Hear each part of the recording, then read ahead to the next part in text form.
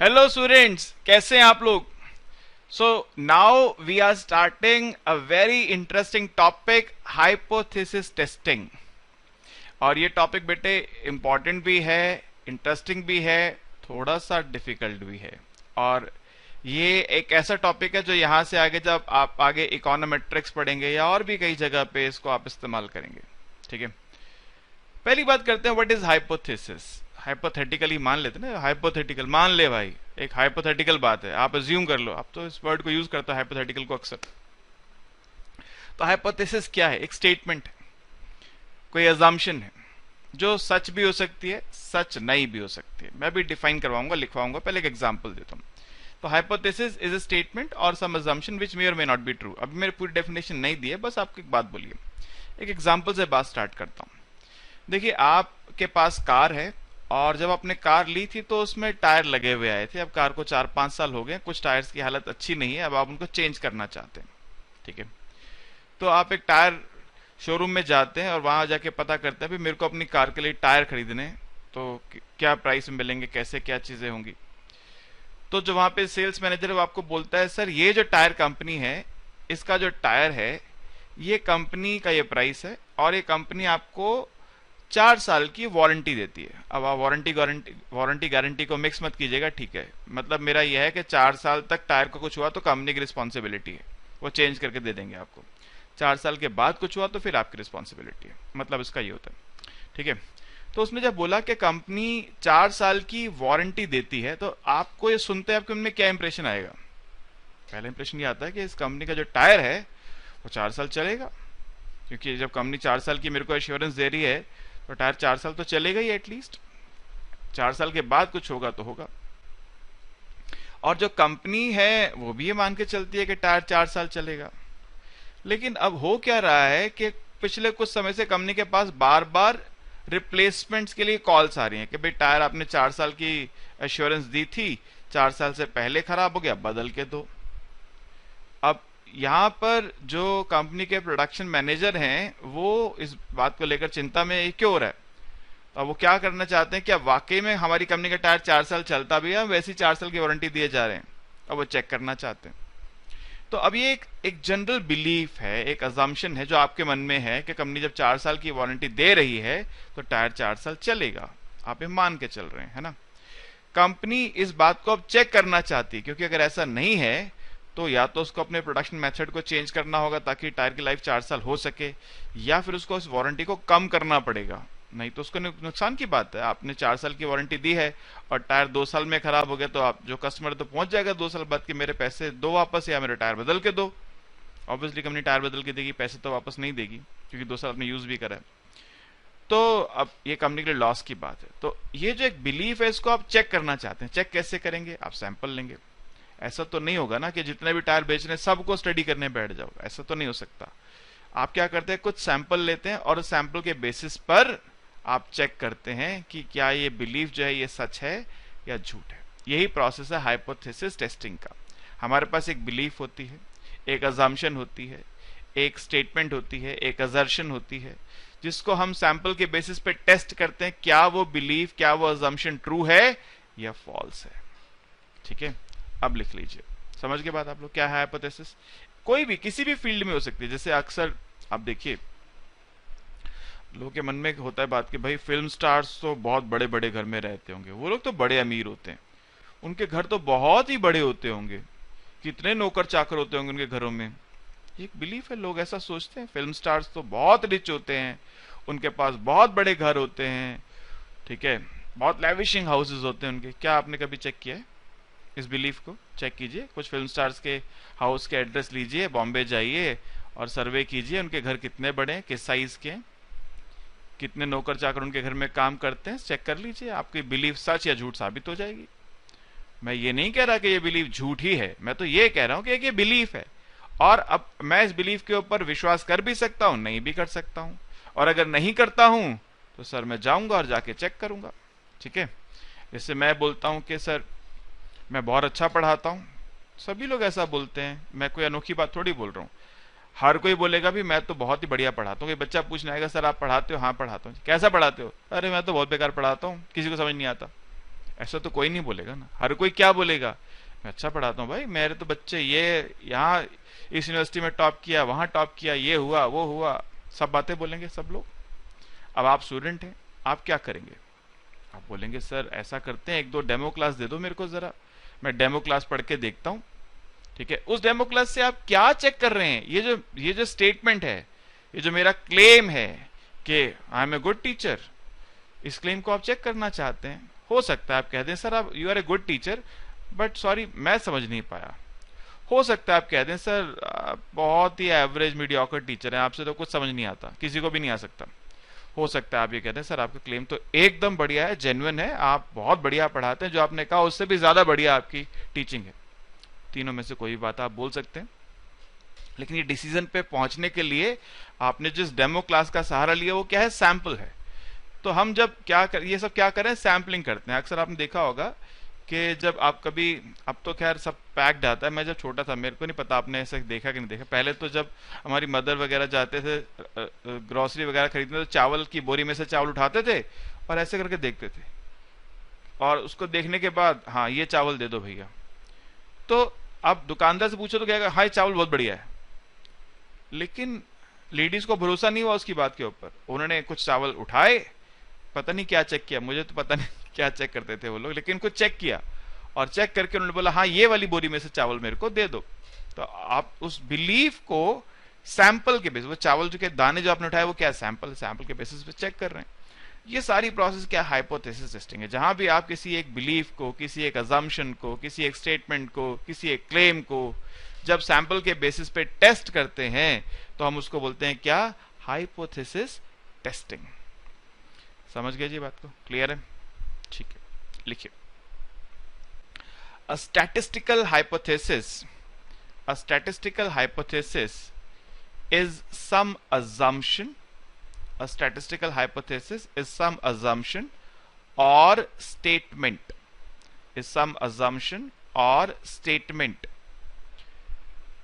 Which may or may not be true.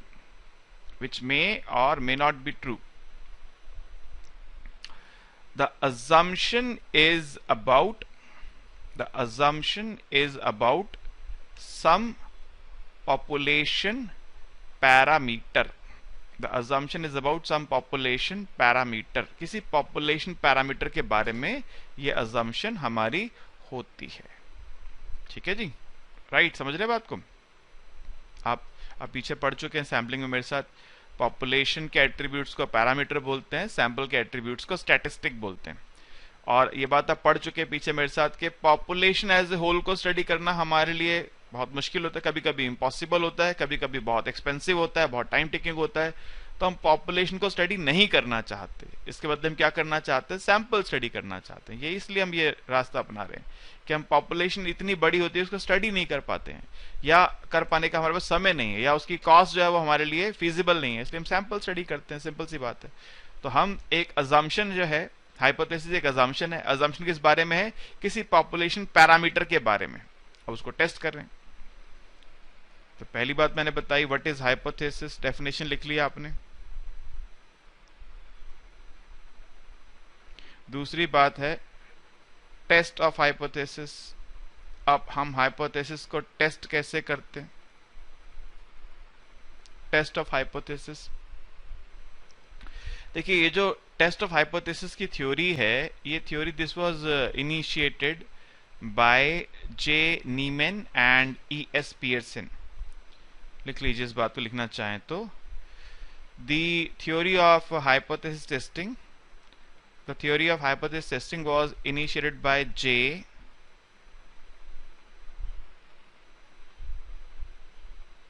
Neiman and E S Pearson. J Neiman and E S Pearson, and it employs statistical techniques. It employs statistical techniques to arrive at decisions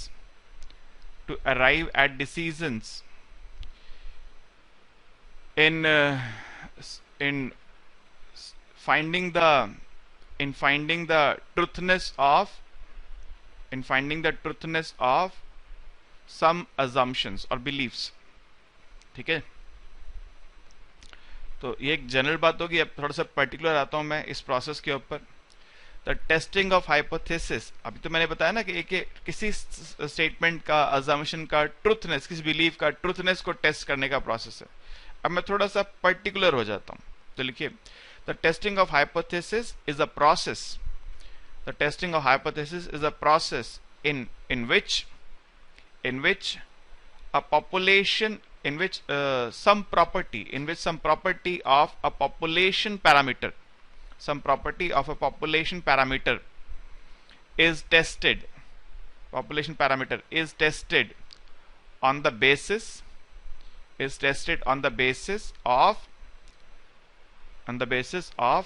sample data. ठीक है. एक आदमी है, वो milk seller, और वो ये बोलता है कि आप मुझसे अगर मिल्क परचेज करते हैं तो मैं जो मिल्क बेच रहा हूं इसकी शेल्फ लाइफ 2 days की है, यानी 2 दिन तक ये खराब नहीं होगा, 2 दिन के बाद खराब होगा. तो अब आप जितना भी दूध वो बेच रहे हैं सारा तो नहीं खरीद सकते. आप हफ्ता, 10 दिन, 15 दिन, 20 दिन, 1 महीना उससे मिल्क परचेज करते हैं और चेक करते हैं कि उसकी बात जो है वो सही है या सही नहीं है. तो एक सैंपल के बेसिस पे आप एक पॉपुलेशन पैरामीटर की मीन जो है, उसका मीन लाइफ जो है वो 2 days है, इस बात को चेक कर रहे हैं. ठीक है, राइट.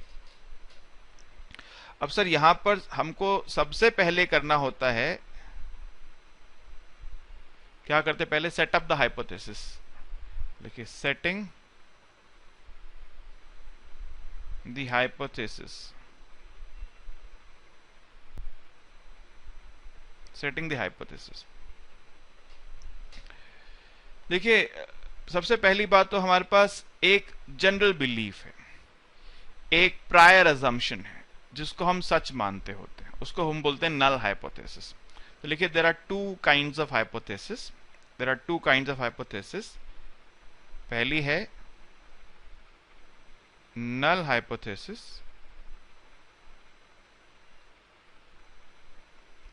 और दूसरी है ऑल्टरनेटिव हाइपोथेसिस. दो हाइपोथेसिस है हमारे पास, एक नल हाइपोथेसिस है, एक है ऑल्टरनेटिव हाइपोथेसिस. तो पहले हम बात करते हैं नल हाइपोथेसिस की. Null hypothesis, the hypothesis which is a general belief और which is the prior assumption, जो टेस्ट करने से पहले हमारी अजम्पशन है, या जो जनरल बिलीफ और null hypothesis. The hypothesis which is a general belief और अ प्रायर अजम्पशन. जैसे एक जनरल बिलीफ है ना कि जो फिल्म स्टार्स होते हैं रिच होते हैं, जनरल बिलीफ है.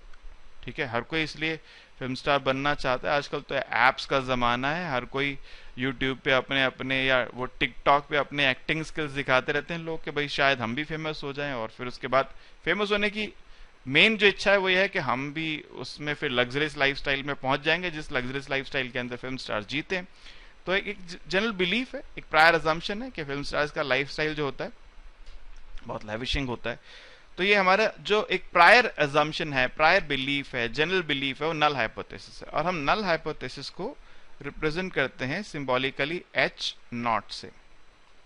H0 से हम लोग नल हाइपोथेसिस को रिप्रेजेंट करते हैं. ठीक है. दूसरा है हमारे पास ऑल्टरनेटिव हाइपोथेसिस. ऑल्टरनेटिव नाम ही बता रहा है, ये वो स्टेटमेंट है जो तब ट्रू होगा अगर नल फॉल्स हो जाए. तो ये एकदम नल का अपोजिट है. जब नल फॉल्स होगा तो ऑल्टरनेटिव ट्रू होगा. The statement which is true when null hypothesis is rejected. When null hypothesis is false. The statement which is true when null hypothesis is rejected. जब हम null hypothesis को reject कर देते हैं, ठीक है, उसको alternative बोलते हैं. ठीक है, और इसको हम लोग डिनोट करते हैं H1 से और HA से. HA, H0 है तो H1, H0 के साथ HA, A stands for alternative, ऐसा हम मानते हैं. तो आप कई बार H1 से देखेंगे, कई जगह लिखा हुआ, कई बार HA से देखेंगे, बात वही है। फिशर जो है उन्होंने नल इस हाइपोथेसिस टेस्टिंग पे बहुत काम किया। उनका कहना है कि null hypothesis is the hypothesis which is tested for possible rejection. ऐसा हाइपोथेसिस जिसको हम पॉसिबल रिजेक्शन के लिए टेस्ट करते हैं उसको बोलते हैं क्या हम, null hypothesis. The hypothesis which is tested for possible rejection is called null hypothesis. जिसको हम पॉसिबल रिजेक्शन के लिए टेस्ट कर रहे हैं वो हमारा क्या है, नल हाइपोथेसिस है। और अगर रिजेक्ट कर देंगे भाई, अब हम अगर उसको टेस्ट कर रहे हैं फॉर पॉसिबल रिजेक्शन तो या तो रिजेक्ट करेंगे या रिजेक्ट नहीं करेंगे। तो अगर हमने डू नॉट रिजेक्ट किया तो नल ट्रू है, और अगर नल को रिजेक्ट कर दिया तो ऑल्टरनेटिव ट्रू है। ठीक है।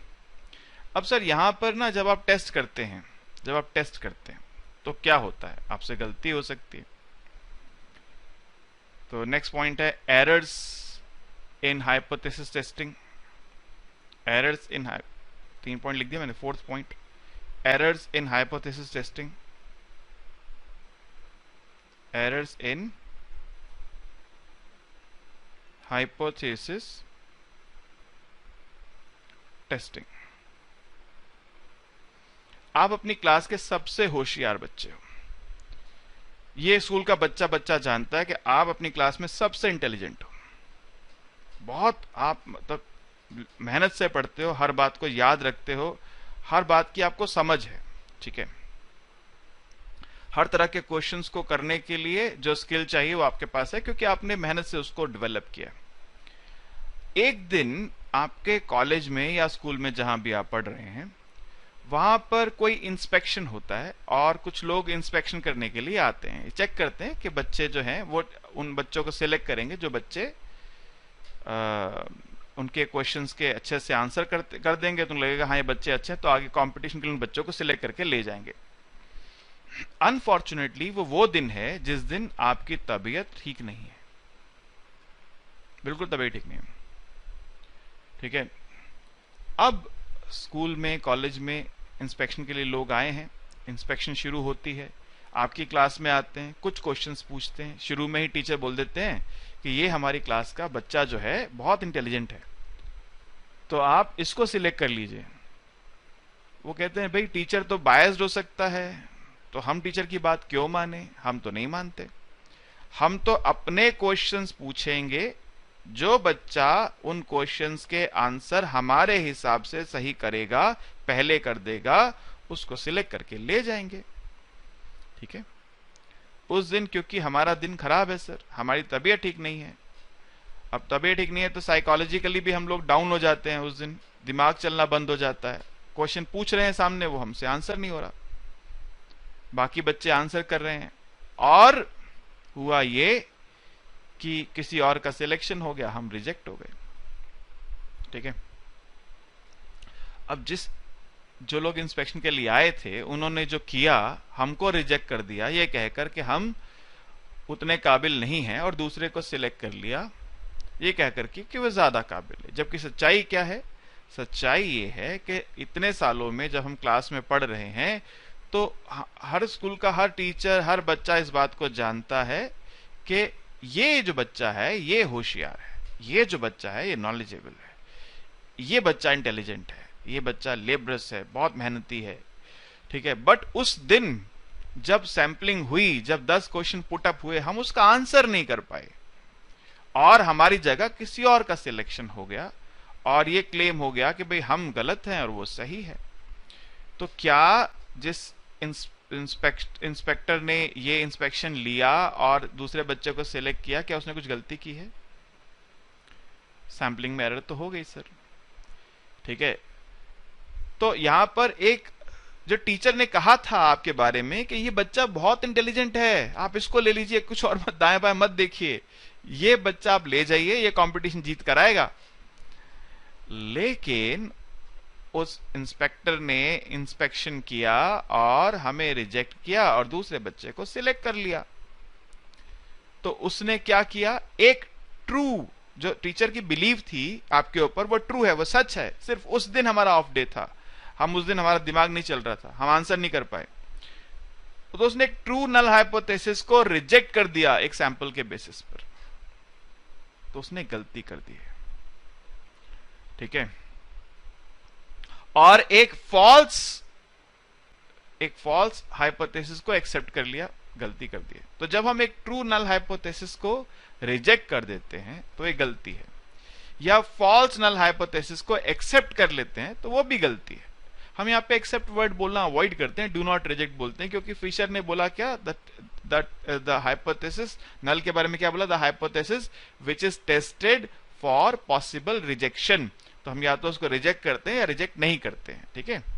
तो या तो हम एक ट्रू नल हाइपोथेसिस को रिजेक्ट कर रहे हैं तो हम गलती कर रहे हैं, या हम एक फॉल्स नल हाइपोथेसिस को रिजेक्ट नहीं कर रहे हैं, ये भी गलती कर रहे हैं। तो दो तरह की एरर्स होती हैं हमारे पास। एक को बोलते हैं हम लोग टाइप 1 एरर्स,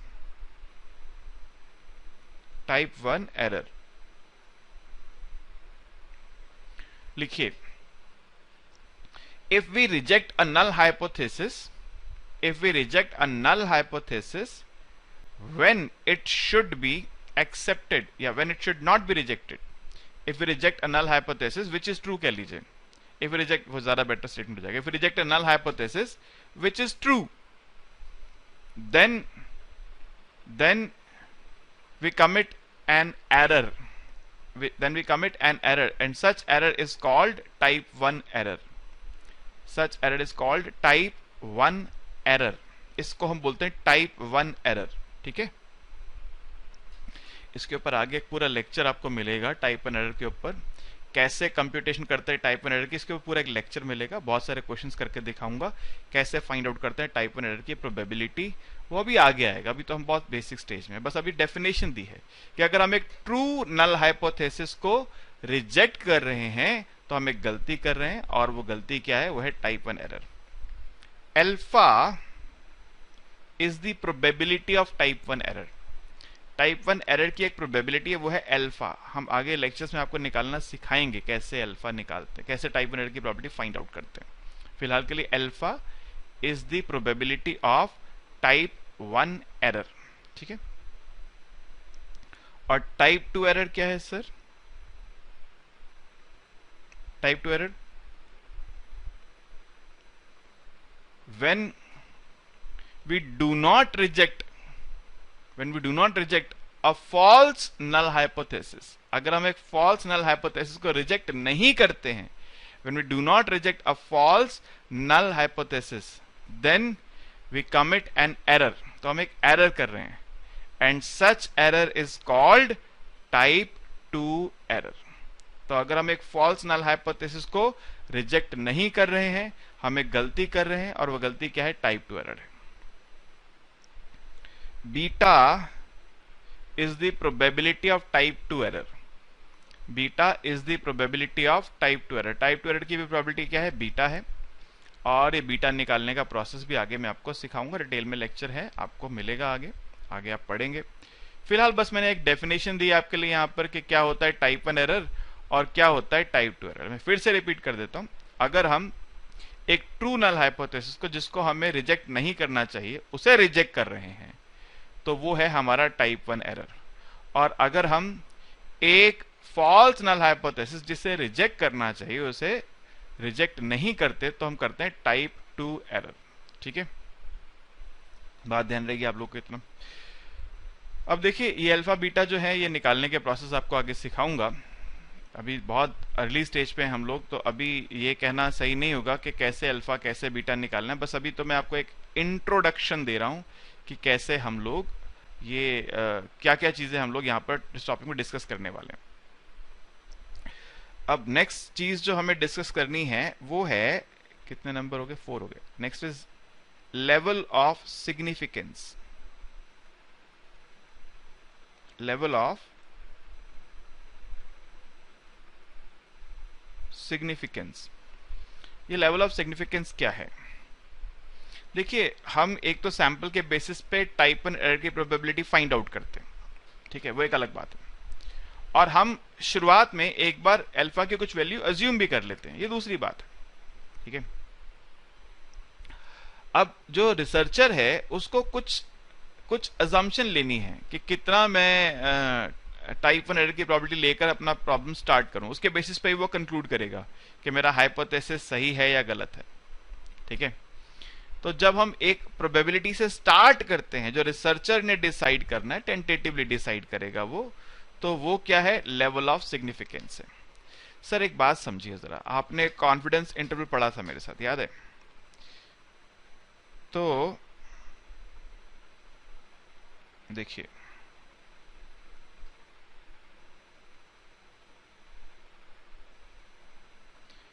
अगर आपसे कहा जाए कि आपका एग्जाम हुआ, 100 मार्क्स का पेपर था, बताओ कितने नंबर आएंगे आपके? आप बोलते हैं सर 0 से लेकर 100 तक मेरे कुछ भी आ सकते हैं, क्योंकि मैंने पूरा पेपर चीट करके किया है, मुझे तो कुछ आता नहीं था। मैंने चीट करके, जो सामने चीटिंग शीट्स आती गई, मैं चीटिंग शीट्स में चीट करके लिखता गया, मुझे कुछ नहीं पता मैंने जो लिखा सही था कि गलत था। सारा सही है तो 100 नंबर, सारा गलत है तो 0 नंबर। मेरे कुछ भी नंबर आ सकते हैं, 0 भी आ सकते हैं, 10 भी आ सकते हैं, 40 भी आ सकते हैं, 80 भी आ सकते हैं, 100 भी आ सकते हैं, मुझे कुछ नहीं पता। तो अब यहां पर आपकी बात गलत हो जाएगी, इसका चांस क्या है? 0%। आपकी बात एकदम सही होगी, क्योंकि मार्क्स या तो 0 आएंगे या 100 आएंगे या 0 से 100 के बीच में कुछ आएगा। तो आपने जो कहा 0 से 100 के बीच में आएगा, ये बात आपकी सही है।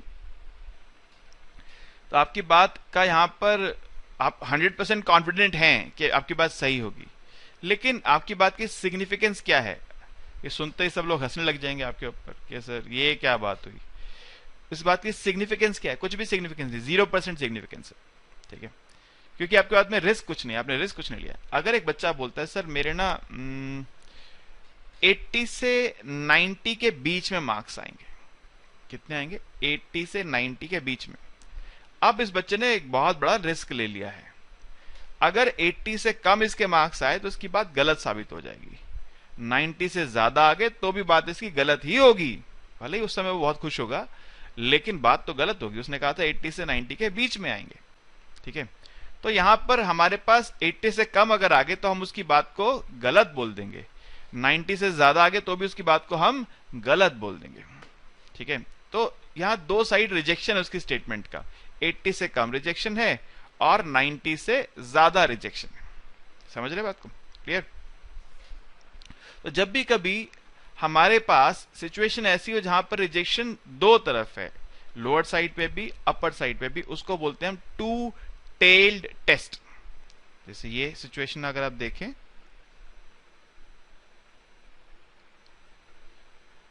ये भी रिजेक्शन रीजन है, ये भी रिजेक्शन रीजन है। अगर सपोज ये -a है, सपोज ये a है, -a से a के बीच में अगर स्टैटिस्टिक की वैल्यू आती है तो आप हाइपोथेसिस को एक्सेप्ट करते हैं, उसके स्टेटमेंट को एक्सेप्ट करते हैं। जो आप बोल रहे हैं 80 से 90 के बीच में आएंगे, एक असर्शन है आपका, एक स्टेटमेंट है, उसको एक क्लेम है, उसको हम एक्सेप्ट करेंगे। और अगर 80 से कम आए तो आप यहां पहुंच जाएंगे रिजेक्शन रीजन में, 90 से ज्यादा है तो भी आप यहां पहुंच जाएंगे रिजेक्शन रीजन में। इसको बोलते हैं हम लोग क्या? रिजेक्शन रीजन, रिजेक्शन रीजन, और इसको बोलते हैं क्रिटिकल रीजन। अभी मैंने टू टेल की बात की, सिंगल टेल भी बताऊंगा आपको, ये भी सेम है, रिजेक्शन और क्रिटिकल रीजन।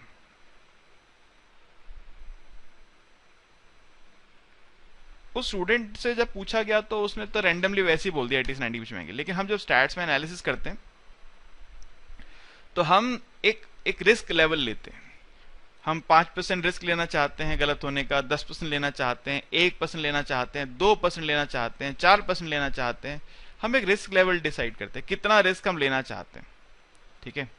जितना हम बड़ा रिस्क लेंगे, हम जितना बड़ा रिस्क लेंगे, मान लो आपने 10% का रिजेक्शन, 10% का लेवल ऑफ सिग्निफिकेंस दिया, मतलब आपका 10% चांस है कि आपकी बात गलत हो जाएगी और 90% चांस है कि आपकी बात सही हो जाएगी, ठीक है। तो 10% अगर आपने चांस लिया है, आपने माना है कि आपको जो लेवल ऑफ सिग्निफिकेंस 10% है, मतलब आप 10% रिस्क ले रहे हैं अपनी बात के गलत होने का। तो यहाँ पे अल्फा की जो लेवल ऑफ सिग्निफिकेंस को भी हम अल्फा से डिनोट करते हैं। सैंपल के बेसिस पे जब कंप्यूट करते हैं, एक सैंपल डेटा दे रखा है उस बेसिस पे जब कंप्यूट करते हैं, तो अब वहां से अल्फा निकलता है, वो टाइप एन एरर है, और हम जो आर्बिट्रेरीली मान रहे हैं वो लेवल ऑफ सिग्निफिकेंस है, उसको भी अल्फा ही बोलते हैं। तो अगर आप अल्फा ले रहे 10% तो 10% चांस है कि आप गलत हो जाएंगे। और अगर टू टेल टेस्ट है, जैसे मैंने बताया कि लोअर साइड पर भी रिजेक्शन है, अपर साइड पर भी रिजेक्शन है, दोनों साइड अगर रिजेक्शन है तो 5% रिजेक्शन होगा लोअर टेल पे, 5% रिजेक्शन होगा अपर टेल पे, और 90% बीच में क्या होगा? आपका एक्सेप्टेंस रीजन हो गया, राइट। अब ये अल्फा की वैल्यू इनिशियली हमको अज्यूम करनी है एज ए रिसर्चर, मगर हम तो रिसर्चर हैं नहीं भैया, ना तुम हो, हम टीचर तुम स्टूडेंट, तो रिसर्चर तो हम हैं नहीं। तो हम क्या करेंगे, हम एक स्टैंडर्ड जो कस्टम प्रैक्टिस है उस पर चले जाएंगे। कस्टम यह है कि अगर कुछ ना दिया हो तो अल्फा को 5% मान लो, ये कस्टम रिवाज, ठीक है। तो अगर क्वेश्चन ने अल्फा नहीं दिया तो sir you can assume anything under the sun, जो आप चाहो वो मान लो, मगर कस्टम क्या है 5% का। तो हम क्या मान लेंगे, अल्फा नहीं दिया तो 5% लेकर अपना क्वेश्चन स्टार्ट करेंगे। अब देखिए जब आप 5% से 10% पे जाते हैं तो रिजेक्शन का रीजन बढ़ जाता है, रिजेक्शन रीजन बढ़ जाता है तो ज्यादा चांस है कि आप हाइपोथेसिस को रिजेक्ट कर बैठोगे। और अगर 5 से 1% पे आ जाते हैं, जैसे मैं मान लो ये 5% पे है, सपोज ये जो रीजन शेडेड है 5% पे, अगर मैं 10 पे चला जाऊं, 10% चला जाऊं तो मेरा रिजेक्शन रीजन बढ़ जाएगा, तो रिजेक्शन का चांस बढ़ जाएगा। और अगर मैं 1% पे चला जाऊं तो 1% पे गया तो रिजेक्शन का चांस कम हो जाएगा, एक्सेप्टेंस का चांस बढ़ जाएगा। तो अभी आपको देखना है, अगर आप अल्फा बहुत छोटा ले लेंगे, अगर आप अल्फा बहुत छोटा ले लेंगे तो क्या होगा, तो आप एक गलत हाइपोथेसिस को एक्सेप्ट कर बैठने की प्रोबेबिलिटी में चले जाएंगे, टाइप 2 एरर कर रहे होंगे। और अगर अल्फा बहुत बड़ा ले लेंगे तो आप हो सकता है सही हाइपोथेसिस को भी गलत साबित कर बैठे, क्योंकि अल्फा बड़ा होने पर रिजेक्शन का चांस बढ़ जाएगा। तो अगर अल्फा बहुत बड़ा लेंगे तो आप एक ट्रू हाइपोथेसिस को भी रिजेक्ट करने की पॉसिबिलिटी में चले जाएंगे, आपके टाइप 1 एरर की प्रोबेबिलिटी बढ़ जाएगी, ठीक है। तो हायर वैल्यू ऑफ अल्फा, पहली बात तो है alpha has to be determined by the researcher. As a custom we consider alpha at 5%, ठीक है। Higher value of alpha will increase, higher value of alpha will increase the possibility of type 1 error। अगर आपने alpha बढ़ा लिया तो rejection reason बड़ा हो जाएगा, तो टाइप 1 एरर का चांस बढ़ जाएगा। whereas lower value of alpha will increase the possibility of type 2 error। higher value of alpha will increase the possibility of type 1 error, whereas lower value of alpha will increase the possibility of type 2 error। दोनों तरफ sir मुसीबत है, ना ज्यादा ले सकते ना कम ले सकते, तो 5% कस्टम है, हम वो 5% ले लेते हैं। अब टेल की बात करते हैं sir, tail of the test.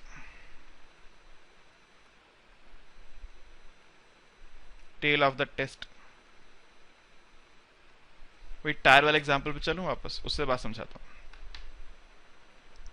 Company ने वारंटी दी है 4 साल की, कि हमारा टायर की वारंटी हम 4 साल की दे रहे हैं। मान लीजिए आज 1 जनवरी है, ठीक है, आपने 1 जनवरी 2015 को टायर खरीदा। आज 2015 नहीं 2020 है, मैं पीछे से शुरू कर रहा हूं, ठीक है, और जनवरी भी नहीं है, अभी तो बहुत आगे आगे कोरोना चल रहा है, कोरोना। अच्छा, 1 जनवरी 2015 को आपने टायर खरीदा, 4 साल की कंपनी ने दी वारंटी। 2015 1 साल, 2016 2 साल, 2017 3 साल, 2018 4 साल, 31 दिसंबर 2018 को वारंटी हो जाएगी खत्म। तो क्या ऐसा होगा 31 दिसंबर 2018 को अगर मैं गाड़ी चला रहा हूं और जैसे ही रात के 12 बजेंगे घड़ी में और टायर में होगा धमाका, ढूम करके टायर फट जाएगा? क्या ऐसा होने वाला है? ऐसा तो नहीं होगा। इस 4 साल की वारंटी का मतलब क्या है? इस 4 साल की वारंटी का मतलब यह है कि टायर की लाइफ 4 साल या उससे ज्यादा चलेगी। अगर आपका यह टायर 5 साल चला और 5 साल के बाद खराब हुआ तो क्या आप कंपनी के पास जाएंगे शिकायत करने कि भाई तुमने तो 4 साल कहा था तो 5 साल चल गया? जाएंगे क्या शिकायत करने कंपनी के पास? नहीं, आप नहीं जाएंगे। 6 साल चला नहीं जाएंगे, 7 साल चला नहीं जाएंगे, 4 साल 1 दिन चला तो भी नहीं जाएंगे। कंपनी की बात तो सही साबित हो गई ना सर, उसने तो 4 साल कहा था, 4 साल पूरे हो गए। लेकिन अगर ये टायर 3 साल में खराब हो गया तो आप भागे भागे जाएंगे। अरे यार तुम कैसा झूठा मूठा तुम क्लेम करते हो यार, 4 साल टायर चलेगा, ये तो 3 साल में खराब हो गया, बदल के दो। शिकायत करेंगे आप, लाजमी है आपका शिकायत करना, ठीक है। So in this situation your complaint is, it's okay to complain. You have all the rights to complain to the company that your claim is not true. The tire has not worked for 4 years. So this is the claim of the company that tire will work for. When company says that we give warranty of 4 years, that means the company is claiming that tire will work for 4 years, right? So if the tire works for less than 4 years, only then its claim gets rejected. If it works for more than 4 years, 5 years, 6 years, 7 years, its claim is okay. We have no complaint, right? So now here the rejection lies only on the lower side. We call it lower tail test. When rejection lies on the lower side, we call it lower tail test. क्या बोलते हैं इसको हम लोग? Lower tail test बोलते हैं. समझ गए बात को? क्लियर है? अच्छा, दूसरी बात, अब आप सपोज एक बॉक्स खरीद के लाए हैं और उस बॉक्स में जो गुड्स हैं 100 गुड्स हैं उसके अंदर, और कंपनी ने उसमें क्लेम किया है कि maximum to maximum 2% goods defective हो सकते हैं. 2% गुड्स मैक्सिमम डिफेक्टिव हो सकते हैं, ठीक है. अब अगर एक भी गुड डिफेक्टिव नहीं हुआ तो क्या आप कंपनी को कंप्लेंट करेंगे? अरे आपने तो कहा था 2% डिफेक्टिव होंगे, या तो एक भी डिफेक्टिव नहीं निकला, सारे सही निकल गए. नहीं करेंगे. 2% डिफेक्टिव निकलेंगे तो कंप्लेंट करेंगे? तो भी नहीं करेंगे. कंप्लेंट कब करेंगे? जब 2% से ज्यादा डिफेक्टिव निकलेंगे. तो यहां पर जो आपकी हाइपोथेसिस है वो गलत कहां होगी? हायर साइड पे, अपर साइड पे. तो इसको बोलते हैं क्या? Upper tail test, right tail test. तो जहां रिजेक्शन हायर साइड पे है, अपर साइड पर है, उसको बोलते हैं क्या? Upper tail test. जहां रिजेक्शन लोअर साइड पे, उसको बोलते हैं लोअर टेल टेस्ट. और जहां दोनों साइड पर है वो टू टेल टेस्ट. दोनों साइड पे वो क्या है? Two tailed test. ठीक है. अच्छा, टू टेल के तो बहुत सारे एग्जांपल हो सकते हैं. इससे ज्यादा नहीं होगा, इससे कम नहीं होगा, कम से कम इतना होगा, ज्यादा से ज्यादा इतना होगा. तो टू टेल के तो बहुत सारे एग्जांपल हम बना सकते हैं. ठीक है. तो जहां पर अब ये एक क्रूशियल बात है, देखिए एग्जाम में ये टेल डिसाइड करना ही इस बाकी सारा काम मैकेनिकल होता है. मैकेनिकल समझते हैं, स्टेप्स के बेसिस पे चलता जाता है. आपको स्टेप्स पता है, आप सारे प्रोसेस को फॉलो कर लेंगे. लेकिन टेल डिसाइड करना एक क्रिटिकल काम है. यहां दिमाग खर्च होगा सर. यही एक क्रिटिकल पॉइंट है कि आपको टेल डिसाइड करना है. If the rejection lies on the upper side, we call it upper tail test. If the rejection of null hypothesis lie on the lower side, we call it lower tail test. Upper tail को right tail भी बोलते हैं, lower tail को left tail भी बोलते हैं, याद रखिएगा. If the rejection lie on both the sides, if the rejection lie on both the sides, it is called two tailed test. क्या बोलते हैं इसको? टू टेल टेस्ट बोलते हैं, जहां रिजेक्शन दोनों साइड लाई करता है. ये एक क्रिटिकल काम है सर. इसी में बच्चे उलझते हैं, टेल डिसाइड करने में ही फंस जाते हैं. अदरवाइज बाकी सारी बातें तो आसानी से कर लेते हैं. ठीक है. अच्छा जी, अब यहां पर हम एक बात और कर लें, और वो है size of sample. size of sample. If n is greater than equal to 30, अगर n 30 या 30 से बड़ा, इसको बोलते हैं हम लोग क्या? Large sample.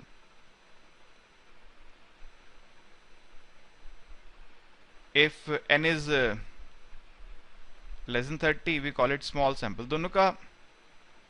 दोनों सिचुएशंस में प्रोसेस अलग तरह से चलती है. लार्ज सैंपल में अलग तरह से चलती है, स्मॉल में अलग तरह से चलती है.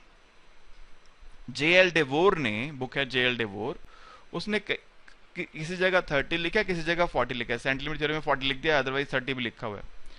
तो कुछ बच्चे बोलते हैं सर हमारे टीचर ने तो 40 बोल दिया था. 40 मान लो सर, ठीक है. एग्जाम में आप स्टार्टिंग में लिख देना, since n is more than 30, तो we are assuming it to be large sample. जो 40 मानना चाहते हैं 40 से मान लेना, 30 मानना चाहते हैं 30 से मान लेना. इसमें कोई हार्ड एंड फास्ट रूल नहीं है. ठीक है. अच्छा जी, अब लार्ज सैंपल का प्रोसेस अलग है, स्मॉल सैंपल का प्रोसेस अलग है. क्या प्रोसेस है वो मैं धीरे धीरे जैसे आगे बढ़ेंगे तो बताता जाऊंगा आपको, टेस्टिंग करते समय बताता जाऊंगा कि लार्ज सैंपल में कैसे करना है, क्योंकि उनके स्टेप्स भी अलग अलग नजर आएंगे आपको. लार्ज के अलग नजर आएंगे और स्मॉल के स्टेप्स अलग नजर आएंगे. अब हम लोग एक प्रोसेस स्टार्ट करते हैं और उसको बोलते हैं कि हम लिखिए hypothesis testing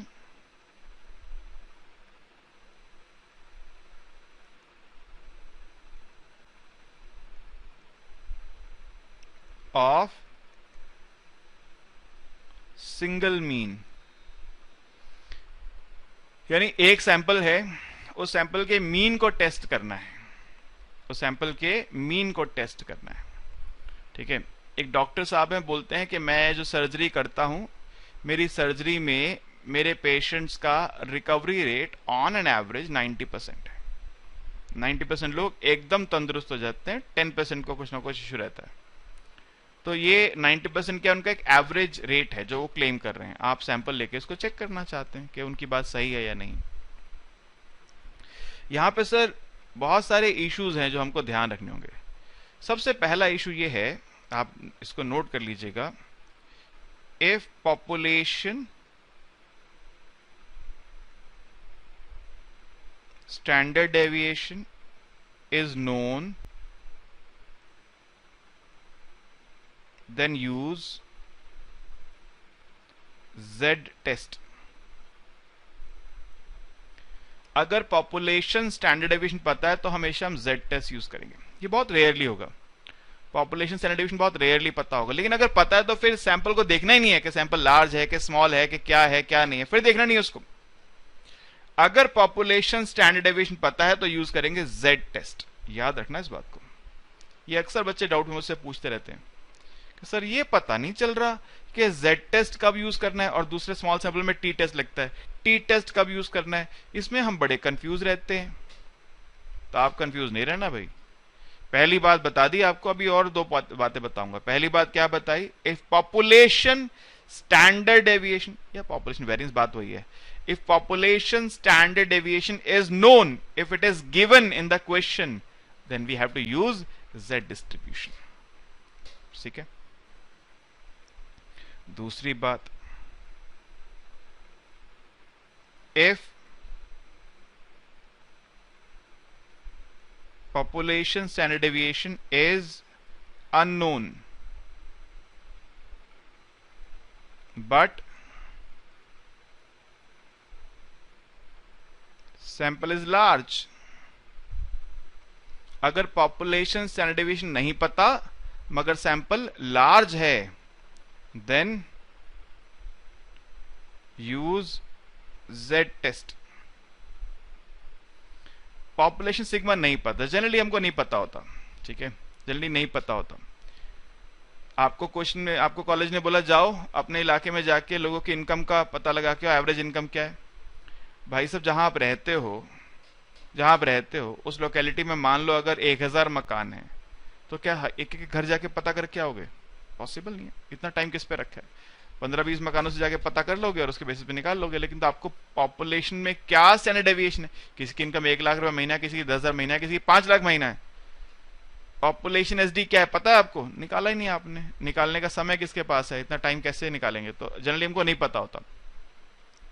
तो अगर पॉपुलेशन एसडी नहीं पता, फिर हम देखते हैं सैंपल क्या है। अगर सैंपल लार्ज सैंपल है तो Z डिस्ट्रीब्यूशन, Z टेस्ट, और अगर सैंपल स्मॉल सैंपल है तो T टेस्ट।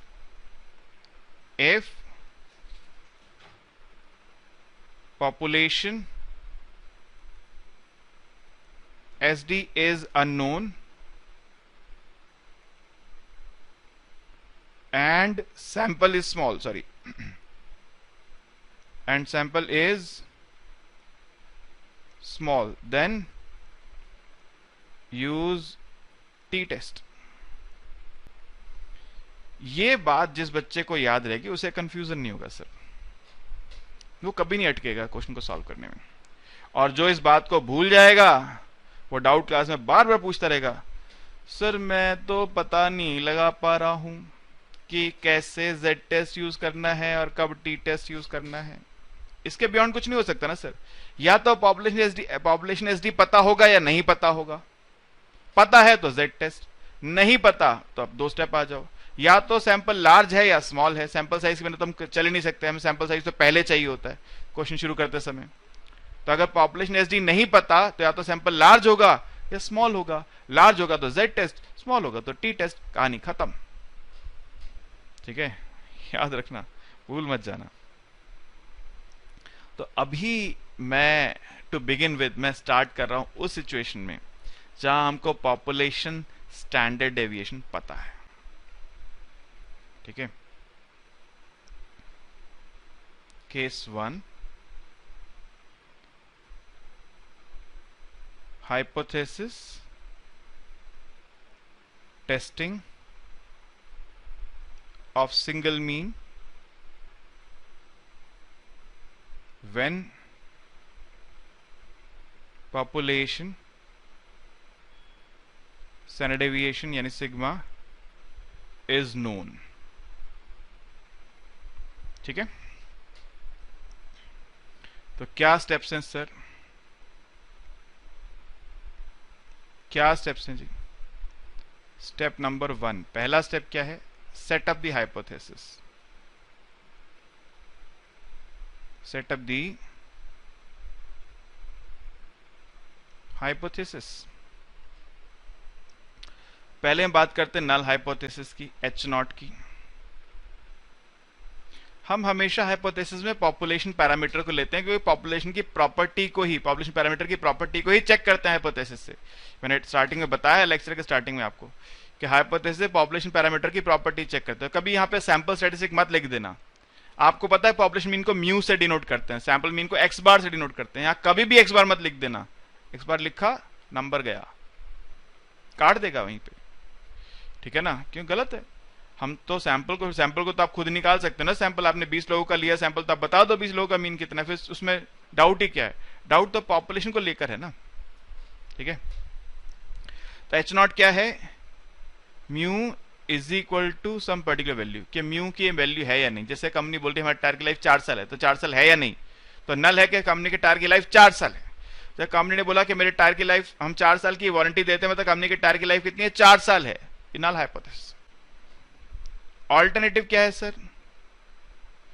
अगर आपको डाउट है कि 4 साल गलत बोल दी, 4 साल से कम लाइफ है, mu less than mu not, आपको ये बात डाउट हो सकता है कि ये कंपनी ने जो बोली है बात, ये सही नहीं है, ये बात सही नहीं है, ये झूठ बोल रहे हैं, इनके टायर की लाइफ तो 3 साल है, 4 साल झूठ है। तो आपका एक क्लेम है, आप लोअर साइड पे स्केप्टिकल हैं कि शायद ये क्लेम गलत है, ये लाइफ कम है, तो आप लोअर साइड पे जा रहे हैं। इसको बोलते हैं क्या? लोअर टेल टेस्ट या लेफ्ट टेल टेस्ट।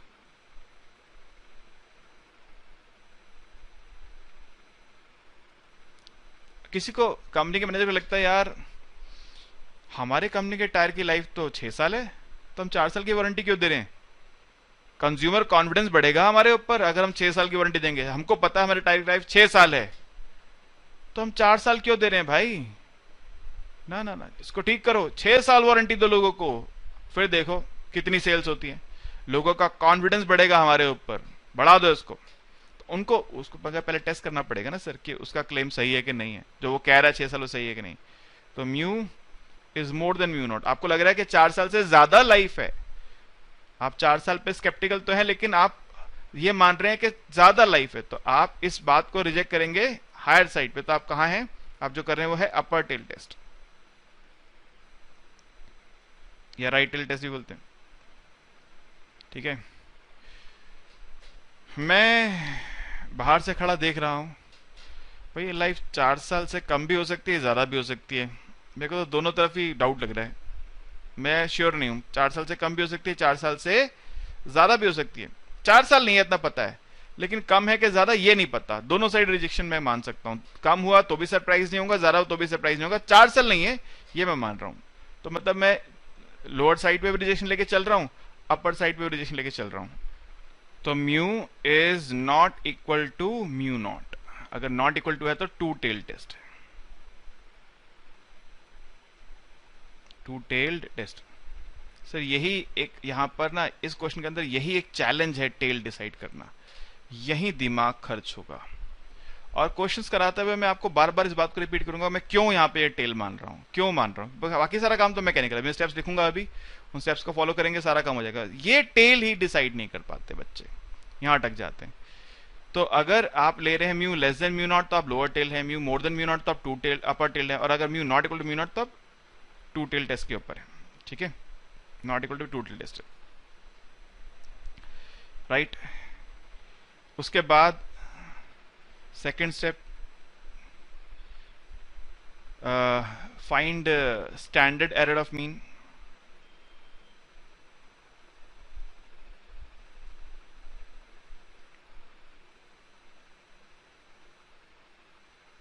यहां भी दो सिचुएशंस आपने पीछे पड़ी हुई हैं। When population is infinite,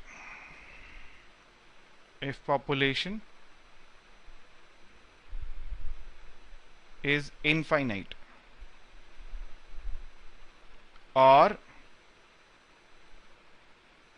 sample is taken with replacement। अगर पॉपुलेशन इनफाइनाइट है और सैंपल लिया आपने विद रिप्लेसमेंट, तब उस सिचुएशन में स्टैंडर्ड एरर ऑफ मीन क्या होगा? Sigma divide by under root n. इन दोनों में से किसी एक बात का होना भी सफिशिएंट है। पॉपुलेशन इनफाइनाइट है या सैंपल विद रिप्लेसमेंट है। कोई एक बात भी अगर इनमें से सही हो जाती है तो आप ये फॉर्मूला यूज करेंगे, कोई एक भी, दोनों का एक साथ ट्रू होना जरूरी नहीं है। और दूसरी बात क्या है? If population is finite and sample is taken without replacement। अगर पॉपुलेशन फाइनाइट है और सैंपल लिया आपने विदाउट रिप्लेसमेंट, तब क्या होगा? तब standard error of mean would be sigma by under root n into root under capital n minus small n upon small n, sorry capital n minus 1। यहां पे सिग्मा जो है ये पॉपुलेशन स्टैंडर्ड डेविएशन है, कैपिटल एन पॉपुलेशन साइज है, small n sample size है। एक बार दोबारा इस पर नजर डालिए प्लीज। सर अगर पॉपुलेशन इनफाइनाइट है, चांद तारों को गिन रहे हो बैठ के, आप कितने तारे देखे रात को आपने? अनंत, असीम, infinite stars are there in the universe. I don't know, nobody knows how many stars are there. They are infinite. So if I am studying the stars, if I am studying the cosmic bodies, then my population is infinite, and in this situation I have to use the first formula, sigma by root n. If I know that sampling is done with replacement, with means before finding the second value, the second article, before picking the second article, I have replaced the first article with replacement, then I will use the first formula irrespective of the population size. Maybe population finite or infinite. If sampling is done with replacement, I'll use the first formula. However, if population is finite, I know how many stars are there. If population is finite, and I have taken sampling without replacement, without मतलब जो first article pick किया था उसको वापस नहीं डाला, उसको वापस डाले बिना सेकंड आर्टिकल पिक किया है, without replacement, then in that situation I will use second formula. दोनों बातें एक साथ हो रही हैं, population is finite and sampling is done without replacement. अगर दोनों एक साथ हो रही, ध्यान रखना, अगर दोनों बातें एक साथ हो रही हैं, फाइनाइट पॉपुलेशन भी होनी चाहिए और सैम्पलिंग विदाउट रिप्लेसमेंट होनी चाहिए, दोनों एक साथ होंगी तभी सेकंड फॉर्मूला लगेगा बड़ा वाला, नहीं तो नहीं लगेगा। पॉपुलेशन फाइनाइट है, मुझे पता है पॉपुलेशन साइज क्या है, मगर सैंपलिंग हुई है विद रिप्लेसमेंट, तो आप फर्स्ट फॉर्मूला। पॉपुलेशन ही इनफाइनाइट है तो एन तो पता लगा नहीं, कैपिटल एन तो है नहीं मेरे पास, फर्स्ट फॉर्मूला। पॉपुलेशन फाइनाइट है और सैंपलिंग हुई है विदाउट रिप्लेसमेंट, सिर्फ तभी सेकंड फॉर्मूला। ये बात ध्यान रखिएगा, यहां भी बच्चे गलती करते हैं। ठीक है जी, निकाल लिया स्टैंडर्ड एरर हमने, सेकंड स्टेप हो गया। अब थर्ड पे आ जाइए सर। थर्ड में क्या है जी? थर्ड कह रहा है आपको कैलकुलेट द टेस्ट स्टैटिस्टिक।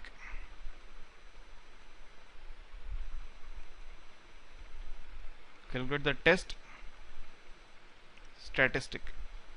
और टेस्ट स्टैटिस्टिक क्या है? यहाँ पर अगर निकालें तो z निकालते हैं हम लोग। z इज, हम, आपको याद होगा सेंट्रल लिमिट थ्योरम पढ़ी है आपने, हम वहां पे z कैसे निकालते थे, theta cap minus theta upon standard error of theta, याद है आपको? Theta cap minus theta upon standard error of theta cap, ये आपने पीछे पढ़ा है हमारे साथ। तो उसी लिहाज से थीटा कैप क्या है, theta cap is the estimate of theta. तो यहाँ पे सैंपल मीन जो है it is estimate of population mean, तो क्या होना चाहिए, X bar sample mean minus mu population mean, और म्यू की कौन सी वैल्यू जो आपने ऊपर ली है हाइपोथेसिस में, जिसको आप म्यू नॉट बोल रहे हैं, जिसको टेस्ट कर रहे हैं, divide by standard error of X bar. ठीक है sir, standard of X bar निकालना मैंने ऊपर सिखा दिया आपको। एक्स बार सैंपल मीन है, म्यू नॉट पॉपुलेशन की वो वैल्यू जो कि आपने ली है अभी यहाँ पर, जिसको आप टेस्ट करने वाले हैं। इसके बाद आप करेंगे set the level of significance alpha, एक लेवल ऑफ सिग्निफिकेंस लीजिए अल्फा। क्वेश्चन अगर नहीं बोलता है, क्वेश्चन देता है अल्फा 5% लीजिए, 2% लीजिए, 1% लीजिए, क्वेश्चन ने बोल दिया सर हमारे पास ऑप्शन नहीं है, वही लेना पड़ेगा। क्वेश्चन नहीं बोलता है, आप लीजिए जो मर्जी लेना चाहें, मैंने बता दिया कस्टम है 5% लेने का। उसके बाद compute critical values, sorry, compute critical values.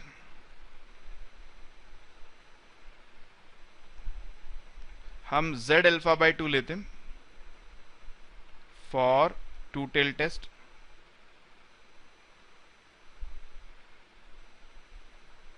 z alpha लेते हैं फॉर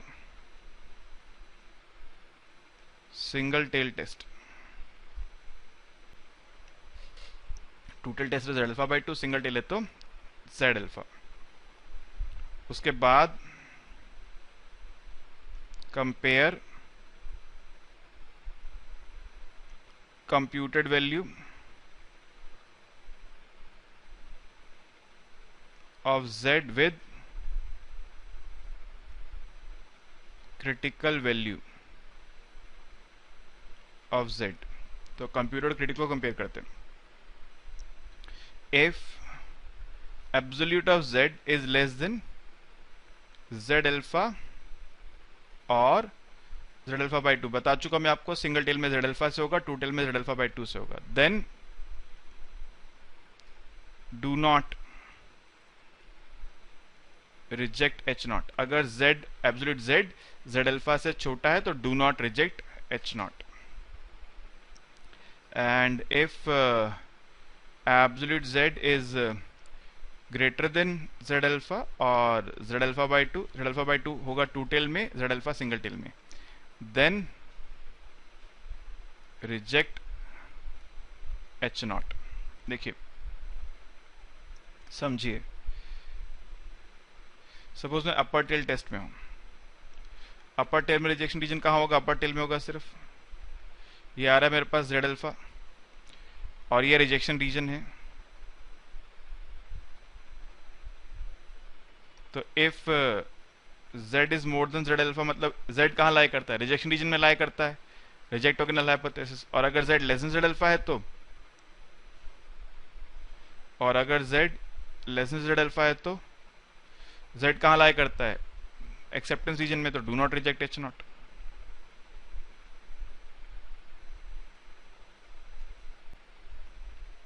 ठीक है।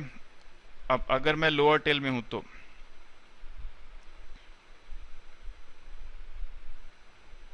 लोअर टेल में रिजेक्शन रीजन कहाँ आएगा सर, लोअर टेल पे आएगा, ये रिजेक्शन रीजन है, z अल्फा है।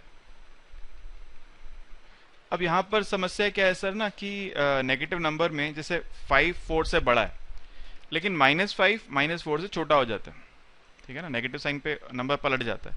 तो या तो आप अलग रूल याद रखो, लोअर टेल का अलग रूल याद रखो लोअर टेल के लिए, अपर टेल के अलग याद रखो, टू टेल के अलग याद रखो, या फिर वो एब्सोल्यूट वाला चक्कर चला लो जो मैंने एब्सोल्यूट कर दिया यहाँ पर।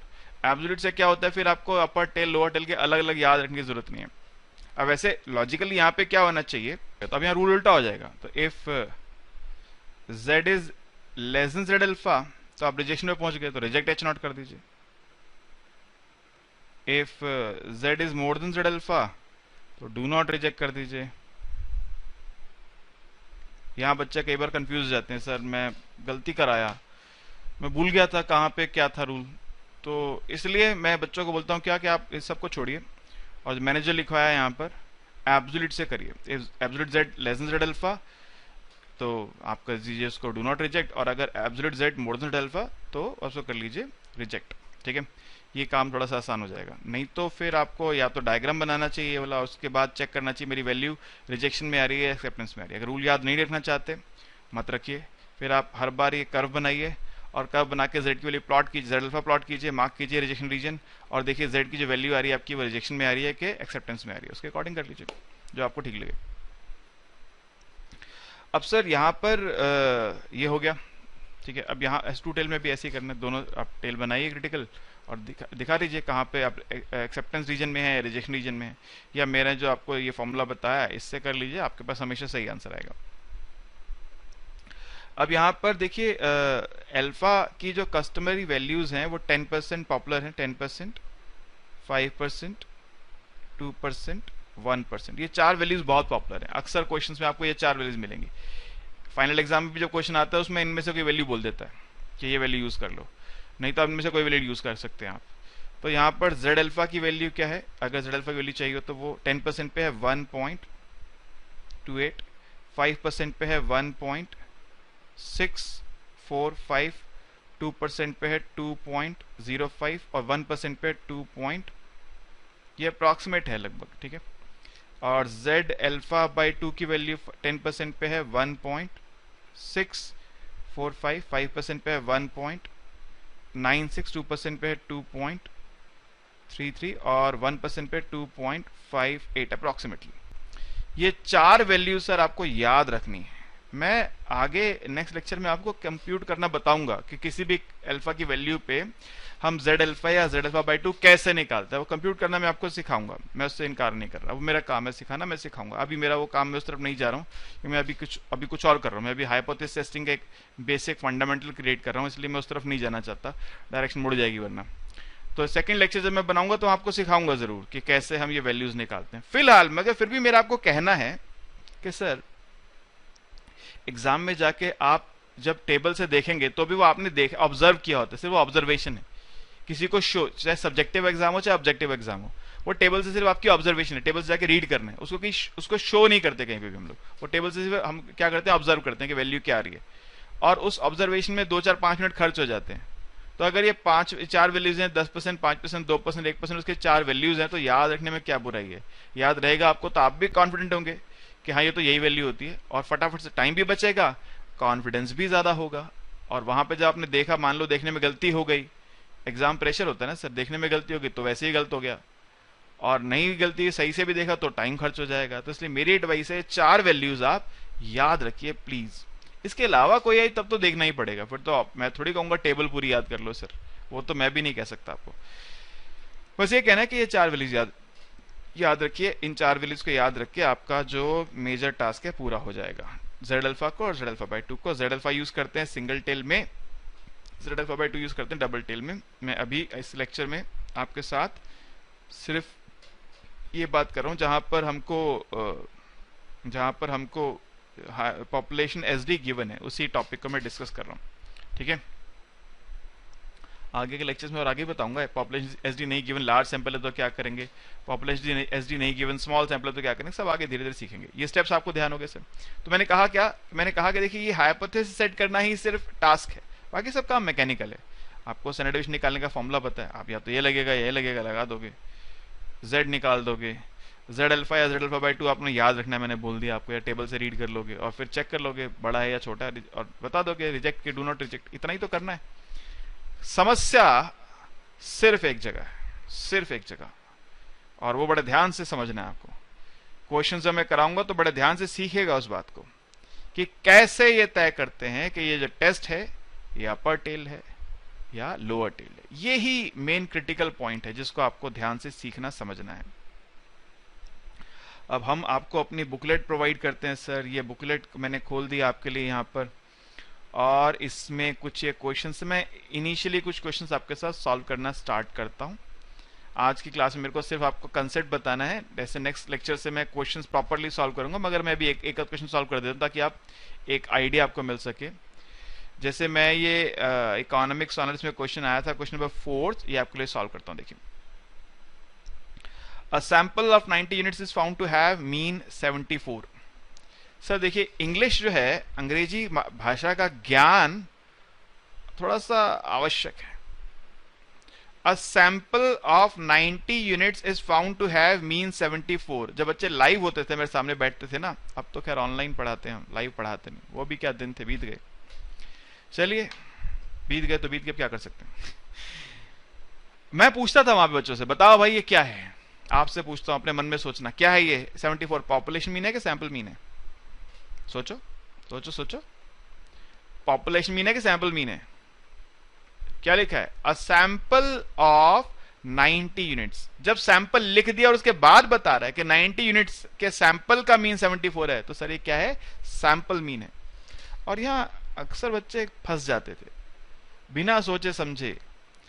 ठीक है, फटाफट से कंक्लूजन पे पहुंचने की जरूरत है, फटाफट से बिना सोचे, बिना समझे, बिना पढ़े, बिना एकदम से एनालाइज करे, फटाफट बोल देना, अरे पॉपुलेशन मीन है सर। नहीं sir ji, sample of 100 units, sorry sample of 90 units is found to have mean 74। तो ये सैंपल मीन एक्स बार है। Can it reasonably regarded as a sample from a large population with mean 71। Large मतलब उसने बोल दिया population तो infinite है, size नहीं दिया, लार्ज पॉपुलेशन, इनफाइनाइट पॉपुलेशन। क्या ये सैंपल उस पॉपुलेशन का पार्ट हो सकता है जिसका मीन 71 हो? सर अब आप सिर्फ इस 74 और 71 को कंपेयर मत करना, ठीक है, क्योंकि सैंपल मीन पॉपुलेशन से बड़ा छोटा दोनों हो सकता है। लेकिन इन जनरल मुझे सोचना है, इन जनरल सोचना है, क्या ये सैंपल उस पॉपुलेशन का पार्ट हो सकता है जिसका मीन 71 हो?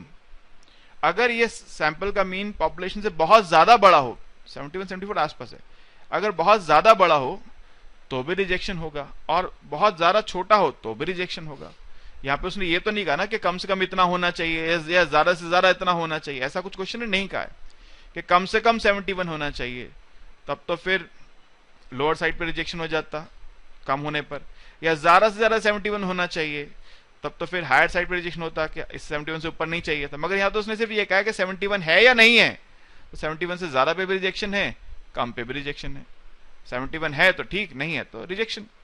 ठीक है, जैसे आप कॉलेज गए और कॉलेज में उस दिन कंपटीशन चल रहा है और बोल रहा है भैया जिसकी एज एग्जैक्ट 19 ईयर्स है ना आज की डेट में, एग्जैक्ट 19, चलो एक हफ्ते का हम टाइम मार्जिन दे देते हैं, इस पिछले 15 दिन के अंदर 7 दिन पहले 7 दिन बाद जिसका बर्थडे पड़ा एग्जैक्ट 19 ईयर्स का, उसको ये ट्रॉफी मिलेगी, आ जाओ ले जाओ। तो जो 19 से छोटा है वो भी गया, बड़ा है वो भी गया, दोनों साइड रिजेक्शन हो गया ना यहाँ पे। तो ठीक है ये बात, तो यानी ये टू टेल टेस्ट है, रिजेक्शन दोनों साइड पर। पॉपुलेशन में होना चाहिए 71, कम होने पे भी रिजेक्शन, ज्यादा होने पर भी रिजेक्शन। आइए शुरू करते हैं। पहला काम तो हमने यही पकड़ा कि हमको लिखना है यहां पर हाइपोथेसिस। क्वेश्चन नंबर 4 है null hypothesis mu is 71, alternative hypothesis कम पे भी रिजेक्शन, ज्यादा पे भी रिजेक्शन, तो mu is not equal to 71। तो नॉट इक्वल टू 71 में ज्यादा वाला भी आ गया, कम वाला भी आ गया, तो it is a two tailed test.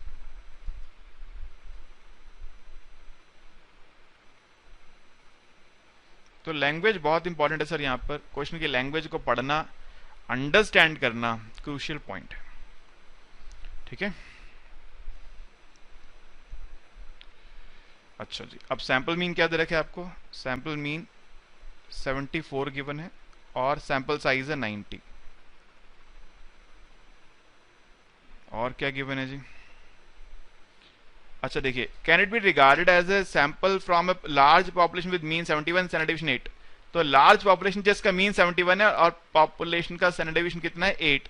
मुझे पॉपुलेशन डेंसिटी यहाँ पे पता है 8, 5% लेवल ऑफ लेना सिग्निफिकेंस। तो सिग्मा मुझे पता है, सिग्मा क्या है सर यहाँ पर? 8। अल्फा ही पता है कितना? 5%। तो पहले क्या निकालेंगे? स्टैंडर्ड एरर ऑफ मीन, क्योंकि यहाँ पे पॉपुलेशन का साइज नहीं गिवन, पॉपुलेशन इनफाइनाइट है, तो फर्स्ट फॉर्मूला लगेगा छोटे वाला सिग्मा बाय √n। तो 8 डिवाइड बाय √90 सर मैं कैलकुलेटर यूज़ कर रहा हूँ, आपके एग्ज़ाम के अकॉर्डिंग आपको देखना है कि आपको कैलकुलेटर अलाउड है या नहीं है। हमारे पास डीयू में यहाँ पर अंडर ग्रेजुएट में कैलकुलेटर अलाउड होता है तो मैं यूज़ कर रहा हूँ। तो मेरे को करना है क्या, 8 डिवाइड बाय रूट अंडर 90 और ये मेरे पास आ रही है वैल्यू 0.84। 327 है, 33 ले लेता हूँ भाई। रूट 90 कितना होगा, 9 पॉइंट समथिंग होगा। 9 9 ज़र 81, 10 10 ज़र 100, तो 81 से 100 के बीच में तो 9 पॉइंट समथिंग आ रहा है। 8 बाय 9 पॉइंट समथिंग तो 0.84। अब z क्या होता है, टेस्ट स्टेटिस्टिक। z क्या बताया मैंने आपको, x bar minus mu naught upon standard error of mean. x बार है आपका कितना, 74, म्यू नॉट है 71 डिवाइड बाय 0.8433। आप इन सब वैल्यूज को डेसिमल के बाद 4 डिजिट तक लें, वो थोड़ा सा आपके लिए सही रहेगा, तो उसमें गलती होने का चांस बहुत कम हो जाएगा। और जब मैं करता हूँ 3/3 डिवाइड बाय 0.8433 तो मुझे मिलता है 3.55 3.55745 है, 75 कर लेता हूँ। 3.55745 है, 3.55745। तो लास्ट डिजिट जो मुझे हटानी है वो 5 या 5 से बड़ी हो तो सेकंड लास्ट को एक बढ़ा देते हैं, तो मैंने इंक्रीज कर दिया, 75 कर लिया उसको, ठीक है। अब अल्फा क्या गिवन है, 5% दे दिया, थैंक यू बोलता हूँ। क्वेश्चन को नहीं देता तो हमें खुद अज्यूम करना पड़ता, और मैं अभी 5% ही मानता। यहां पर क्योंकि टू टेल टेस्ट है तो क्या यूज करना है, Z alpha by 2। Z alpha by 2 की वैल्यू क्या होगी, ये होगी 1.96, ठीक है। हाँ, since absolute z is greater than z alpha by 2, therefore reject h naught। यानी ये पॉपुलेशन जो, ये सैंपल जो है उस पॉपुलेशन का पार्ट नहीं है जिसका मीन 71 है। That means this population is not a part of the sample whose mean is 71। जो बच्चे डायग्राम बना के करना चाहते हैं उनको भी दिखा देते हैं।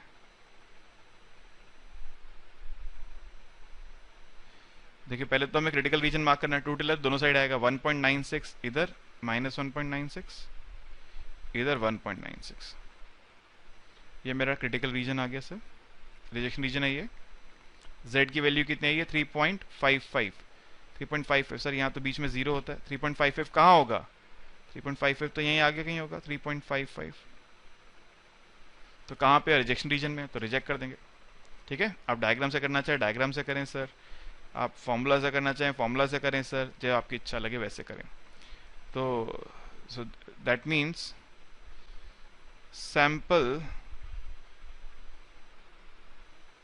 with mean 74 is not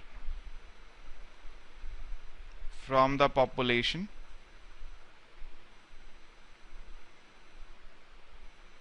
with mean 71। ये कंक्लूजन लिख के आना है सर आपको।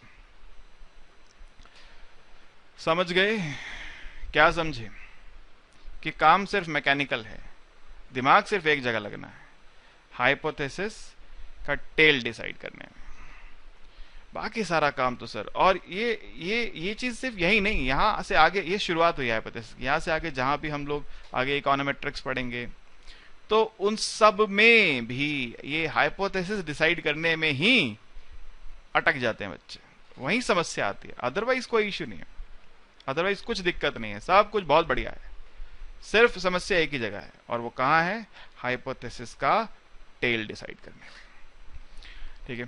तो मैंने आज की क्लास में एक बेसिक आइडियोलॉजी, एक बेसिक जो कंसेप्ट है वो आपके साथ डिस्कस किया है।